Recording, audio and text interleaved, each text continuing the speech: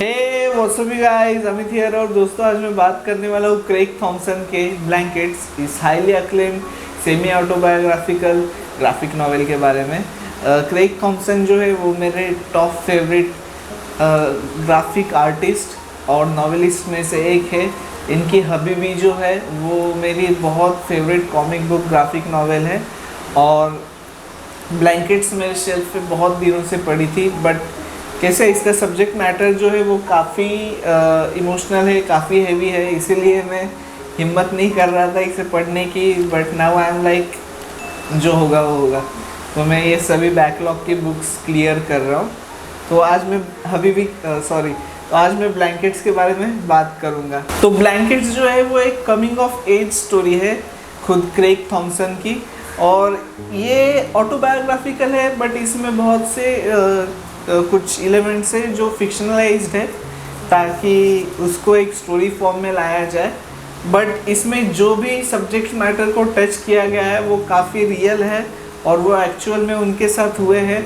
तो Craig Thomson जो है वो एक विस्कॉन्सिन शहर के एक रूरल पार्ट में बिलोंग करते थे बचपन में, और एक बहुत ही ऑर्थोडॉक्स कंजर्वेटिव क्रिश्चियन फैमिली से वो बिलोंग करते थे, जहाँ पे संडे स्कूल न जाना मतलब the biggest sin of all. ठीक है, तो एक ऐसी फैमिली को बिलोंग करना रूरल अमेरिका में, विस्कॉन्सिन में, एक काफ़ी बड़ा चैलेंज था उनके लिए, क्योंकि उनके जो थॉट्स थे या उनके जो ख्यालात थे वो काफ़ी अलग थे और क्रिश्चियनिटी से मिलते जुलते नहीं थे। तो क्रिश्चियनिटी में दो चीज़ें काफ़ी इम्पोर्टेंट है, एक तो है उसका प्रोग्रेसिव पार्ट और सेकंड जो है उसका कंजर्वेटिव पार्ट। तो एक कंजर्वेटिव फैमिली में बिलोंग करना काफ़ी डिफ़िकल्ट था उनके लिए। साथ ही में वो स्कूल में उनको बहुत बुली किया जाता था, फिर सेक्सुअल अब्यूज़, डिवोर्स, उसके बाद फर्स्ट लव जो कमिंग ऑफ एज स्टोरीज़ में काफ़ी इम्पोर्टेंट एलिमेंट रहता है। तो ये सब चीज़ें उन्होंने डिस्कस की है। बट इसको क्या डिफ्रेंशिएट करता है बाकी की स्टोरीज से, तो इसमें जो जॉनर या मीडियम जो यूज़ किया है वो, तो 2003 में ब्लैंकेट्स पब्लिश हुई थी और उस टाइम पे भी ग्राफिक नॉवेल्स को इतना ज़्यादा एज एन आर्ट फॉर्म या आर्ट मीडियम नहीं या स्टोरी टेलिंग मीडियम नहीं देखा जाता था।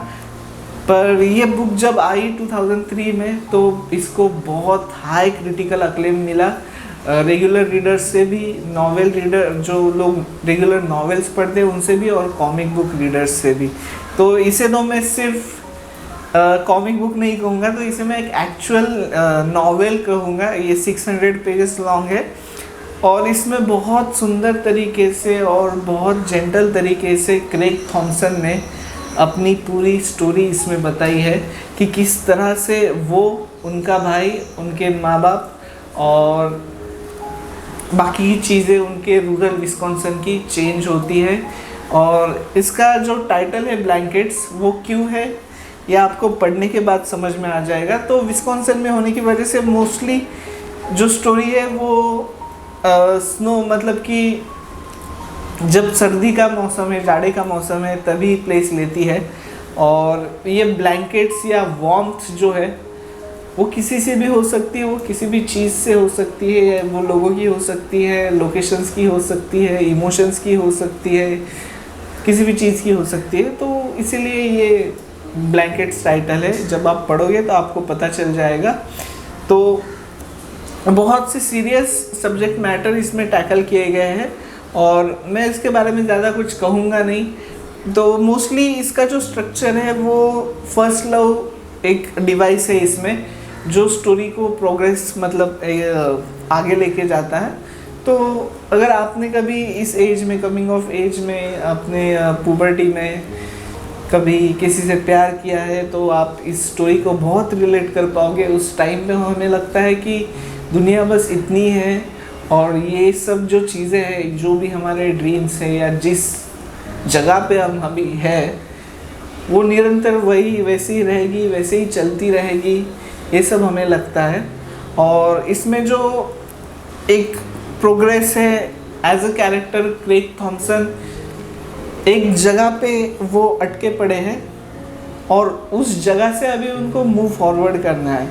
तो ये जो मूव फॉरवर्ड वाली जो थीम है कि प्रोग्रेस और प्रोग्रेशन या फिर मूविंग ऑन, वो बहुत इम्पोर्टेंट पार्ट है। और इसी की वजह से ये बुक काफ़ी मेलंकोलिक है और बहुत ही मतलब जब हमारे सपने टूटते हैं तो जैसा फील होता है, ये बुक एंड जब होती है तो हमें समझ में आता है और हमें पता रहता है कि ऐसा ही कुछ होने वाला है। But that's the part of life, that's the part of growing up, essential part of growing up.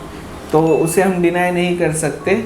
और वो मूविंग ऑन या मूव फॉरवर्ड वाला जो पार्ट है लाइफ का, वो कितना सुंदर हो सकता है और वो क्यों इम्पोर्टेंट है और वो हम लोग क्यों वैसे डिसीजंस लेते हैं, ये स्टोरी को पढ़ने के बाद आपको समझ में आ जाएगा।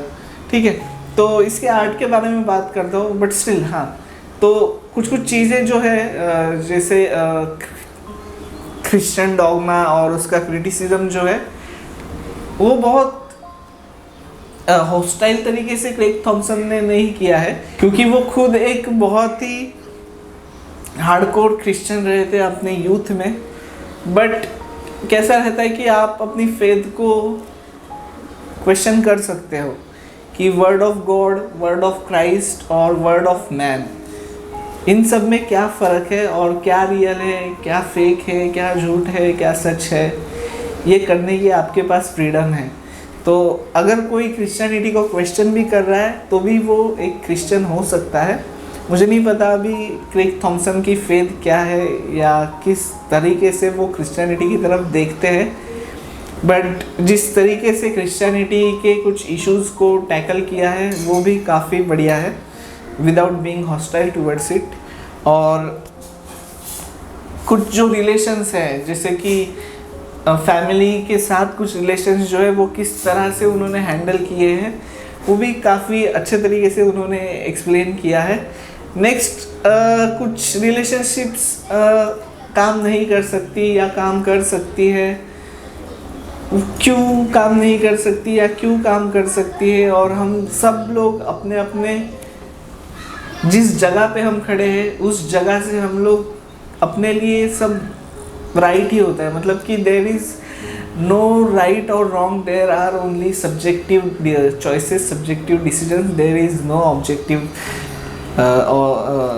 वे आउट ऑफ लाइफ। ठीक है, ये सब चीज़ें इसमें है, वो आप पढ़ेंगे तब आपको पता चलेगा। इसका आर्टवर्क जो है मैं उसके बारे में बात करूँगा। तो क्रेग थॉमसन ने हबीबी में बहुत ही मतलब कैलीग्राफी में उनकी कुछ स्किल्स है, उसमें उन्होंने हबीबी में पूरे कुछ सेक्शन से वो डेडिकेट कर दिए सिर्फ अरबी की सुंदरता एक्सप्लेन करने के लिए। इसमें भी कुछ पार्ट है, ज़्यादा नहीं है, कुछ 10 पेजेस वगैरह रहेंगे, जिसमें उन्होंने कैलीग्राफी की जो उनकी स्किल्स थी उनको यूज़ करके किस तरह से कुछ वर्ड्स को, लेटर्स को प्रेशर करके कुछ मीनिंग आ सकता है उनमें, ये सब बताया है। और ये उनका अर्ली वर्क है, तो इसमें हबीबी में जितना स्मूथ आउट किया हुआ या फिर परफेक्शन वाला आर्ट है उनका, उतना इसमें नहीं है, क्योंकि आपको पता चल जाएगा कि ये अर्ली फेज में बंदा काम कर रहा है। बट एक बहुत ही इंटेलिजेंट तरीके से उन्होंने इस स्टोरी को प्रेजेंट किया है, क्योंकि जैसा मैंने कहा कि ये विस्कॉन्सिन में प्लेस लेती है स्टोरी, और वहाँ पे पूरी तरीके से बर्फ़ से ढकी हुई है वो पूरी जगह। और अभी जो बर्फ़ जो है, अभी ये पूरी स्टोरी जो है वो ब्लैक एंड वाइट में है, मोनोक्रोम में है। तो इसको जो भी निगेटिव स्पेस रहती है कॉमिक बुक में, फ्रेम्स में, पैनल्स में, उस निगेटिव स्पेस को एज अ बर्फ़ यूज़ करके और सब्जेक्ट्स को एज अ सेंटर सब्जेक्ट दिखा के उन्होंने जिस तरीके से आर्ट ड्रॉ किया है वो काफ़ी बढ़िया है। लाइक इस तरीके से स्नो को यूज़ किया जा सकता है निगेटिव स्पेस के साथ ब्लेंड करके, वो काफ़ी मुझे स्मार्ट तरीका लगा। और उसकी वजह से क्या होता है कि बहुत से जो पैनल्स है वो बहुत उभर कर आते हैं, बहुत सुंदर दिखते हैं, even though they are not in colour. तो ये सब चीज़ें हैं। कुछ सेक्सुअल एक्सपीरियंसेस है वो उन्होंने दिखा है, वो भी काफ़ी ब्यूटीफुल लगे मुझे कि कोई अपनी बॉडी को एक्सप्लोर कर रहा है एक प्यूबर्टी हिट किया हुआ लड़का लड़की किस तरीके से एक दूसरे की या खुद की बॉडी को एक्सप्लोर कर रहे हैं, और उनकी स्टोरीज़ में, उनके आर्ट में एक फेमिनिटी रहती है, तो वो भी मुझे काफ़ी अच्छी लगती है कि एक बहुत सॉफ्टनेस और जेंटलनेस है उनके आर्ट में, वो मुझे काफ़ी अच्छा लगता है। नेक्स्ट चीज़ जो है कि ऑथोरिटेटिव नेचर ऑफ क्रिश्चियनिटी या फिर स्कूल स्ट्रक्चर जो है, एजुकेशन स्ट्रक्चर जो है, या बुलीज जो है, या फिर पेरेंट्स जो है ऑथोरिटेटिव, इन सभी कैरेक्टर्स को जब वो ड्रॉ करते हैं तो हमें समझ में आता है कि जो वेटेज है उनकी अथॉरिटी का और हमारे फ्रेजाइल बच्चों का, वो उनकी आर्ट में हमें समझ में आता है। जिस तरीके से वो ड्रॉ करते हैं, जिस स्केल में वो ड्रॉ करते हैं इन सभी कैरेक्टर्स के डिफरेंसेस को, तो वो भी मुझे काफ़ी अच्छा लगा। तो बस यही सब है, इसमें और ज़्यादा कुछ कहने के लिए है नहीं, क्योंकि ये ऑलरेडी बहुत डिस्कस्ड बुक है और मुझे नहीं लगता I can contribute anything more to it. तो मैं डेफिनेटली सभी को रिकमेंड करूँगा, चाहे आप यंग अडल्ट हो, चाहे आप अडल्ट हो, इससे आपको बहुत से मैसेजेस सीखने को मिलेंगे और आप दुखी भी हो जाओगे, बट यार वही तो ज़िंदगी है, आज दुख हुई है, कल हम लोग खुश हो जाएंगे। और क्रेग थॉमसन ने यही इस बुक में बताया है कि कैसे मूव ऑन करना है लाइफ में। There is only one direction, you have to move forward. तो मिलूँगा आपको मैं अपनी नेक्स्ट वीडियो में, तब तक के लिए धन्यवाद।